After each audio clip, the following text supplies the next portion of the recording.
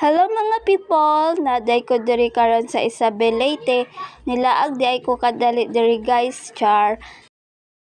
So naday ko diri sa Cecilia Massager guys. So bawal ni sa mga bata o buntis guys.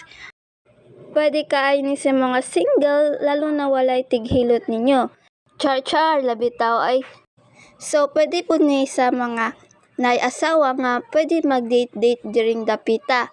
Pwede sa mga trabaho o pangkapoy mo, diri na lang mo adto guys. Maka-relax kaayo diri guys nya makawala pud sa sakit sa likod. Naara guys, akong inahan nag-relax pud siya oy kay kapoy baya magtrabaho sa balay. So ali na mo diri people, tapad ra ni sa Prince Supermarket. Makaya ra gyud ninyo ang budget guys kay barato ra kayo every minutes. Bye guys, see you again.